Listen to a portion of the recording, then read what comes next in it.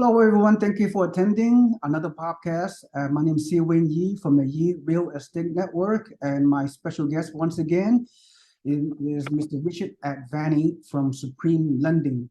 So, welcome, Richard. I know you've been a very, very busy man all the time. You have a lot of things going on in your mortgage loan practice, and I appreciate your time to speak for about 15, 20 minutes. Thank you so much. Yeah, thank you. Excited to be here. All right. Okay. Here's one way we can do. We could do something different. Richard, I've known you for a long time, and almost a decade now. And my real estate investment club, I've been sending you a lot of our investors to buy out-of-state properties in the South and Southeast, mostly in the Midwest. And you have been doing investment loans financing for real estate investors. And of course, you work with other investment club throughout the country, especially in California. So you have tons of business going your way, and because you do a good job. And so the reason why I'm going to ask you some questions because you are, something that could be very inspirational to a lot of people, a lot of investors. So with that in mind, I'm going to ask you a couple of questions. Okay, you own a very successful mortgage loan practice. You are considered the top 1% of the country's loan agents in terms of production, transaction, whatever, revenue, what have you. So good for you. And then on top of that, and I know this practice, although you have a good team, good staff helping you all these years, you're very, very busy and all that, running this practice full time. And then on top of that, you are also a professional race car driver. And wait, I'm not done. You also have more than 20 rental properties in your portfolio. And not only that, and the hits keep coming, you're buying, even as we speak, you have continued to buy rental properties this year and right now. So you are the man. You did a trifecta. you know the trifecta. Tell me, what is your motivation to doing all these three major things?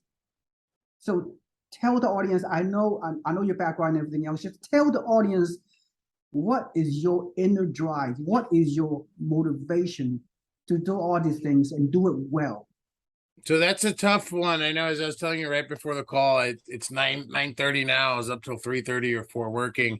I also have an automotive shop that we started that goes with the race cars. So we build race cars for other people. We do modifications and so forth. So yeah, needless to say, it's chaotic. In terms of what my motivation is, obviously that's going to be a different answer for every single person, and everyone needs to find their motivation. But look, at the end of the day, it's to be as successful as I possibly can be and to push the boundaries of what I think even success is, right? Once you achieve a certain level, and a vision and a goal that you had, you have two choices. One is to, pat yourself on the back and, start going into cruise control, or the other is to set a new goal and something bigger and loftier. But I think also it's having multiple streams of income, right? We've all seen impacts that have happened to us through the last recession, through what's going on now with inflation, and not having reliance on just one income source, I think, is something that's been really appealing to me. And also trying to mix hobbies with business, right? If we can find stuff that we love to do and try to monetize that, then even better. And at the end of the day, look, everyone can say that they have whatever drivers and whatever motivation they want, but I think it's okay to say that our driver and our motivation is money, right? The harder we work, the more money that we're going to make, the more we can invest, and the more wealth that we can create. And I'm a firm believer of paying my dues early and upfront to make things a little easier, in the future. And a lot of in the future is now for me, right? Sacrifices I made a decade ago, now I'm able to enjoy some of those fruits, as in racing as well. But yeah, I think once again, it's very important for everyone to find their motivating factor. And sometimes money alone is not it, right? Money alone is not going to push you to sleep 3 hours or 4 hours a night if you have to. for a length of time to achieve a certain goal. And when there is a recession, or when there's mass inflation, or something happening out there that's affecting everyone's life, you have two choices. You can ride in the passenger seat with those changes and kind of go for a roller coaster ride, or you can jump in the driver's seat and whatever changes are happening, dominate them. Well, Richard, I mean, speaking of a driver's seat, we can use that your professional racing car experience as an analogy to talk about real estate investing as right now. I mean, during the past 18 to 24 months, during the pandemic, it has been a wild ride, to say the least, right? We have seen epic appreciation. We are seeing historical low supply of inventory, historical low interest rate, and massive appreciation in the past 3 years. And as a race car driver, I mean, we all been driving so fast in the past 2 years, and now, would you agree that you have to hit the brake a little bit, just to evaluate what's going on right now in terms of the real estate market? I know the interest rate has skyrocketed. I call skyrocketed. You and I know it's not really, interest rate is not really all that bad at 5.5% to 6%. If you, on a historical basis, it's not that bad. People are freaking out. I get it. People are very with the doom and gloom situation out there. So using the race car analogy, and I know we're pumping the brakes. It doesn't mean that we could be a fear and doom and gloom. It's not that. I mean, the property you and I, are always looking to affordable market. We buy mostly single family home, $250,000 to $300,000, renting for $2,000 per month at 6% investment rate, investor mortgage rate. Yeah, we still get a little bit of cash flow.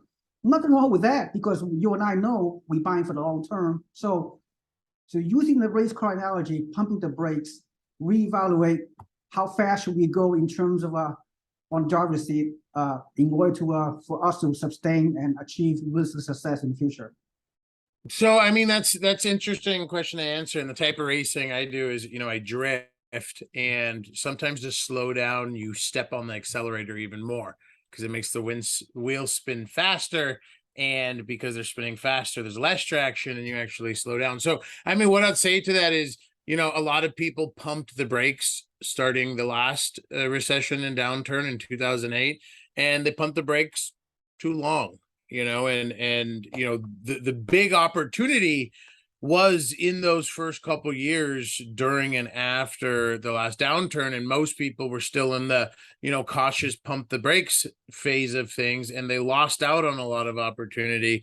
So far, being in the business, knowing what I know, I've not pumped the brakes leading into now. I bought 1, 2, 3, 4 properties in the last year and a half while we're in this peak recession, 2 of them with the higher interest rates. And, I think you were one of the ones that shared with me the most recent Case-Shiller index showing that through every recession since around 1960, housing has continued to go up, except for 2008, which was an anomaly. It was real estate driven. Obviously, there was a lot of bad practices in the industry, which are now resolved. But the wealthiest people, I think, and the most savvy people, when there's times of perceived volatility, that's when they make moves, right? When everyone else is running away, that's when you make moves, and that's when you build wealth and make big plays. And the reason I say perceived volatility is, it's interesting that the news blows up anything in terms of a story, right? They take a minor movement in the rate market and, they blast mortgage rates have dropped, and I get tons of calls off of it. But in all reality, what they don't tell you is, hey, the prior 3 weeks, rates went up every single day. And now they've dropped a little bit, that after that third week. And, instead of course, putting a story out there that, hey, mortgage rates have moved down a little, but they're still way higher than they were 3.5 weeks ago, their headline is, mortgage rates have dropped. And, I think it's very easy for people to get caught up in the headlines of things, housing demand is dropped and, home buyers is less home buyers. Well, this is true, but the part of information that, is more in the body of the article and the headline is that instead of 25 buyers trying to buy every house, there's 4 buyers now. They're right. Housing demand has dropped. But guess what? There's still 4 buyers trying to buy one house in almost every situation, or if not more. We're still in multiple offer situations, not like the craziness we've had the last 2 years, which was kind of a freak anomaly. It's good. It's good that things are leveling out. We want them to level out. The madness could not continue.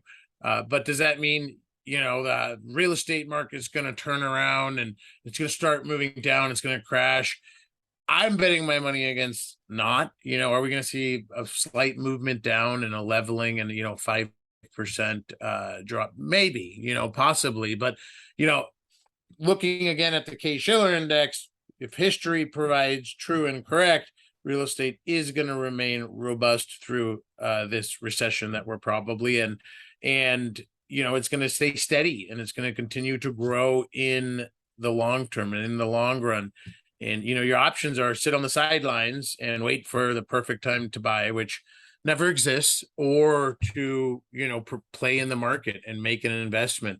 Maybe if you have enough money to buy 2 or 3 rentals, maybe don't buy 3 at runs. Maybe buy one now, wait 4 to 6 months, buy another, wait 4 to 6 months, buy another, dollar cost average. But merely sitting on the sidelines is going to cost you money. And, I've kind of followed that philosophy myself. I always used to say that, after the last downturn and recession, if I could have eaten cup of noodles every night and bought more properties, I would have done it.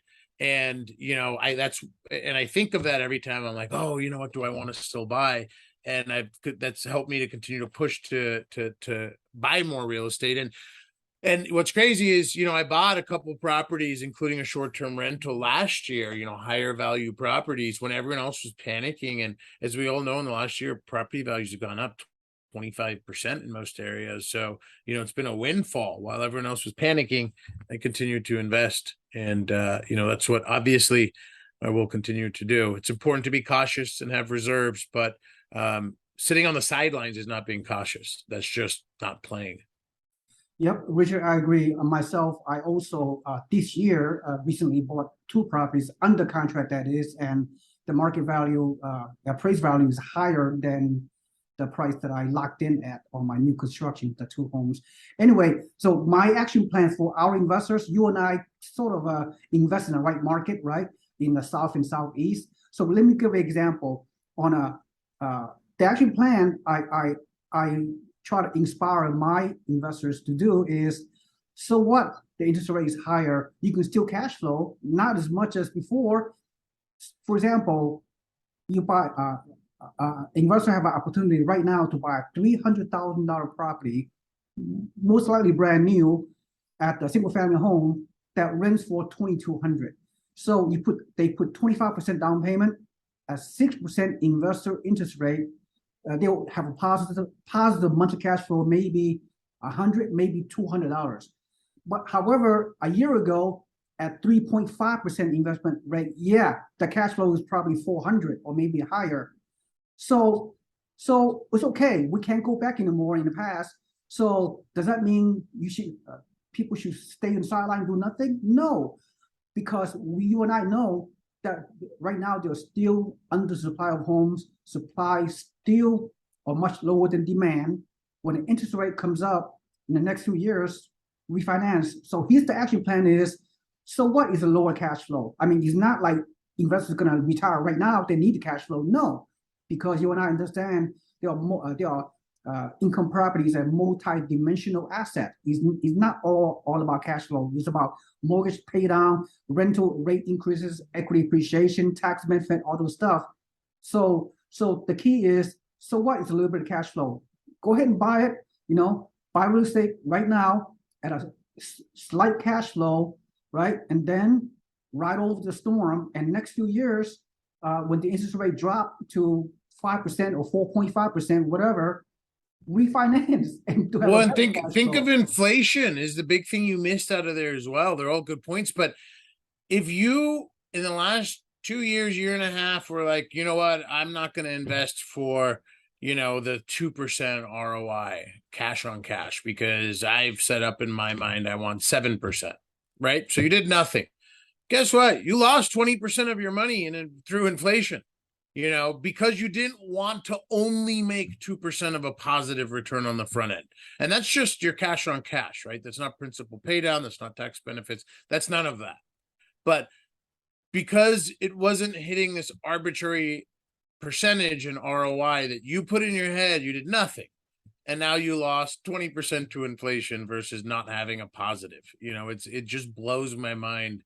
Saving money is not investing, no matter what inflation rate is. Now, when inflation rate is double-digit percent, saving money is losing money, and I think it's taken a long time for people's head to kind of get wrapped around that. But when you go to Amazon to order deodorant or gel or whatever you ordered, shampoo that you bought 8 months ago, and you see in your transaction summary the same thing you bought 8 months or a year ago, you're paying 40% more now for that shampoo or for that deodorant or whatever it is that you're buying. And go through and look. I do it all the time. I'm like, people used to call me nuts when I buy like 20 shampoos at a time to stock in my cabinet. Now I look back and I'm like, wow, okay, I saved so much money by doing that. That's right. You're absolutely right, Richard. So to recap, real estate, if you invest for long term, especially for those investors, we invest for 5, 10 years or longer. The 30-year fixed rate mortgage, that's what you do. It's a hedge against inflation. It's a fixed rate for many, many years with a wealth building vehicle. Yeah, real estate over the long run is recession proof and it's a hedge against inflation, and you get the multiple streams of income and all kind of benefits. So yeah, all the doom and gloom headlines out there, you need to ignore those things. Stay Yep. focused, stay driven, stay determined, take action. It's never a wrong time to buy. As long as you buy in the right market, you buy through a good turnkey provider, the one you and I have, and all that stuff. Yep. And based on your analogy kind of you gave earlier, when you think about, look, when it's raining, right, and you're driving your car, is it important to be calm and be aware and be a little cautious, or do you want to slam on the brakes, right? If you slam on the brakes, you're probably going to spin out and run into something. So it's important, especially in the market that we're in now, that you don't slam on the brakes, be a little cautious, but you still need to participate in the market because not participating is costing you a lot of money through inflation. Yep, buy real estate and wait, and instead of wait to buy real estate. So, Richard, again, you're not only a business good partner of mine, and among other real estate partners that you network with all over the country, and you are inspirational. You need to, I'm sure you're impacting a lot of people by doing a whole bunch of loans, but it's more than that. You are creating wealth similar to what my organization is helping people create wealth over time. So, and if people like you can run a very lucrative mortgage loan practice all these years, and then a professional race car driver as well, and own a mechanical shop, and also own multiple properties, cash flow properties all over the country. And I assume you don't have time to manage your own property. You delegate to a professional property management, obviously. So you are scaling your profit, you are economizing, you are making, you still have time. If you can do it, if you can achieve the trifecta, not everybody can do it, so anybody can do it, right? So one quick final comment. What is your takeaway recap? I think I kind of did that with the last analogy, but it's basically what anyone out there in any type of investment will tell you, which is, you have to participate in the market, participate to a degree. If dollar cost average, whether it's stocks, whether it's real estate, in a volatile market, the right way to invest is to dollar cost average and invest the sum of money that you plan on investing over a chunk of time, but consistently investing versus once again sitting on the sidelines. You're going to be a victim to inflation. And also, as I said earlier, don't be a victim to the market, right? If we're going through a recession, we're going through a market, you got two choices. You can get caught up in the hysteria, sit in the passenger seat and be like, oh no, things are so bad. Or you could jump in the driver's seat and, dominate and use that recession as an opportunity to find ways and new ways to make money. Very good, Richard. I know you're busy. You got to do a lot of loans right now as we speak, put out the fire and everything else. Thank you so much, Richard Avani from Supreme Lending. And thank you for attending. My name is Siwin Yi from the Yi Real Estate Network. Thank you. Thanks everyone for watching. Have a nice day. I will see you on the other side. Bye-bye.